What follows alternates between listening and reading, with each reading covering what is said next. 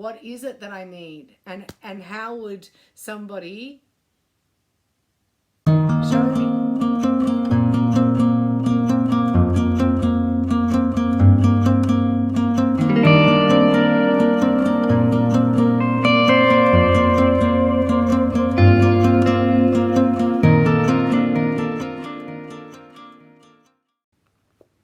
A prayer to attract great love. Dear God, I feel an empty space within me, a place where I would so love to love.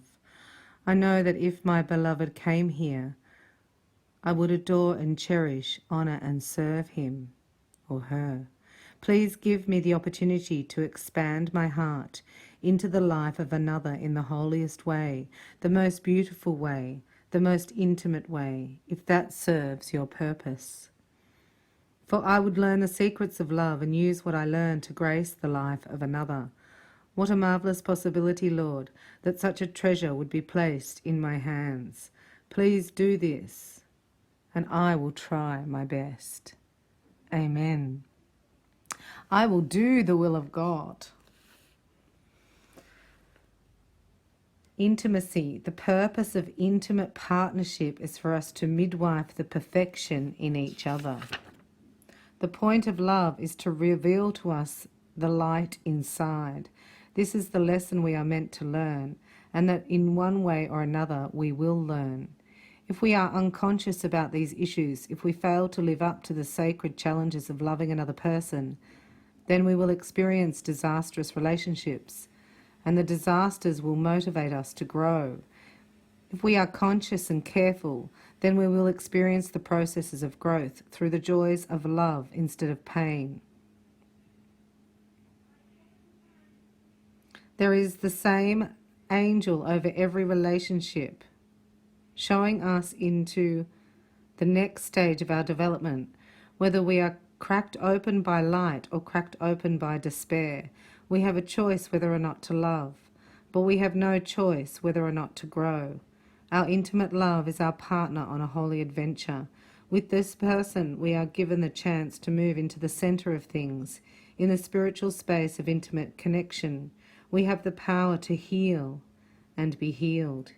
In order to be healed, we must reveal our wounds, and so it is that the person with whom we share the deepest love is often the one with whom we share the deepest pain.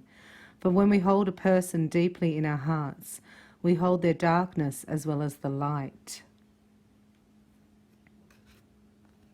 We must accept both faces, the ability to accept our partner's darkness and our willingness to reveal our own, make us vulnerable to wounding.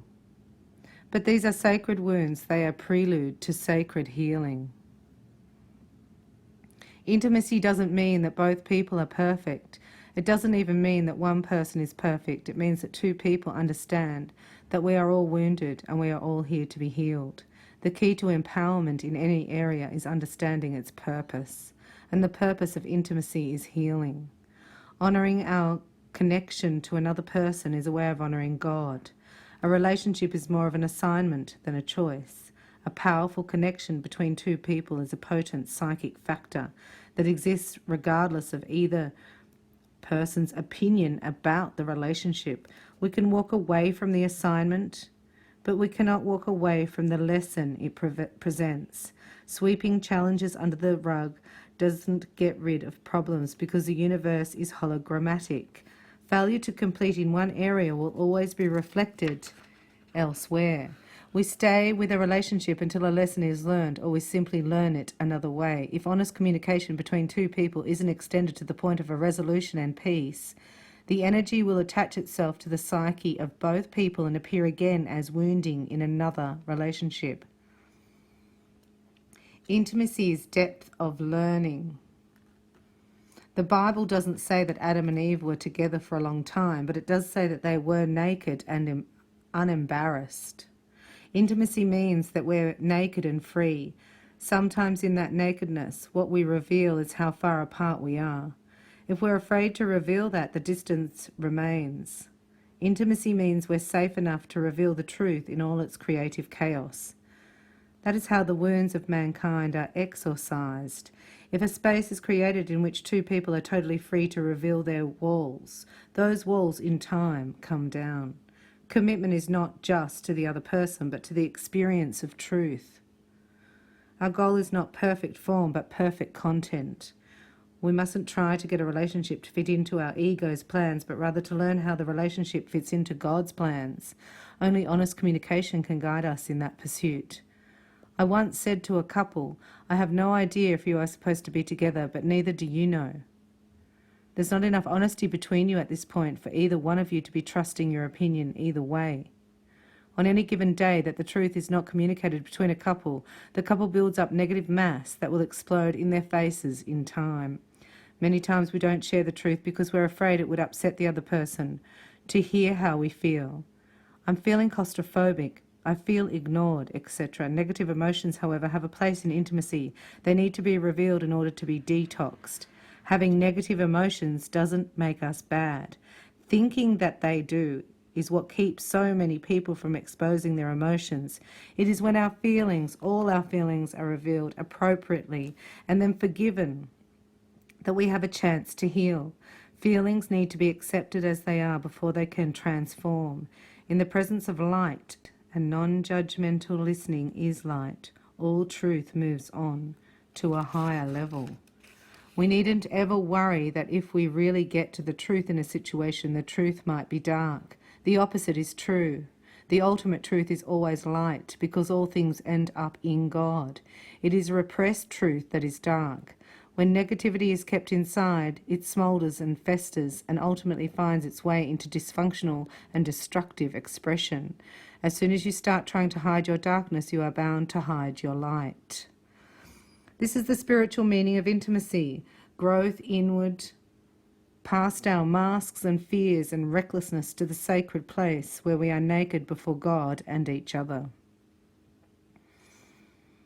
On our journey home, we go past many false faces on ourselves and our beloved. Intimacy is where we are willing to move so deeply into love that the demons do not deter us from our conviction to make it through to the light. How tragic it is that we often turn our faces from each other when the work of healing has only just begun. We must not confuse the face of the devil with too much water under the bridge, for it is when the darkness has started its terrible drum rolls that the wise person knows to attend and take care. The light is never far behind, if only we will be willing now to stay on the path of the open heart. The key to intimacy is the commitment to honesty and to the radical forgiveness necessary in order for honesty to be safe. Forgiveness and acceptance are the powers that heal us. Intimacy means we will not forgo the possibility of further connection. We commit not only to tell the truth, but to be willing to listen without judgment and to the best of our ability without hysteria. We allow each moment to organically move into the next without interference from our fearful posturing. We must have more faith in the power of love to eternally renew itself than in the power of fear to tear us under. The Spirit does not turn away from human frailty or conflict, but sees them merely as wounds to heal. Intimacy challenges us to seek a higher level of participation than the limited thought forms of romantic delusion or false morality. It seeks authentic engagement before superficial agreements.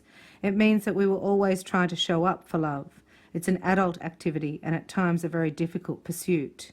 It takes effort and persistence and perseverance and a tolerance for emotional pain, for it is a cutting through of the defences we have built up over a lifetime.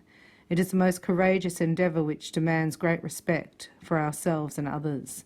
The art of intimacy is literally the art of the angels, for it is the art of learning to fly beyond the darkness of the world. When done poorly, intimacy can lead to great pain. When done well, it strikes the devil in the centre of the forehead. Taking this from Illuminata, Marianne Williamson, she was on the way. I love her prayers though, and we're in the faith of God. Prayers for couples. Dear God, please make of our relationship a great and holy adventure. May our joining be a sacred space. May the two of us find rest here, a haven for our souls. Remove from us any temptation to judge one another or to direct one another. We surrender to you our conflicts and our burdens. We know you are our answer and our rock. Help us to not forget. Bring us together in heart and mind as well as body. Remove from us the temptation to criticize or be cruel. May we not be tempted by fantasies and projections, but guide us in the ways of holiness. Save us from darkness. May this relationship be a burst of light. May it be a fount of love and wisdom for us, for our family, for our community, for our world. May this bond be a channel for your love and healing, a vehicle of your grace and power.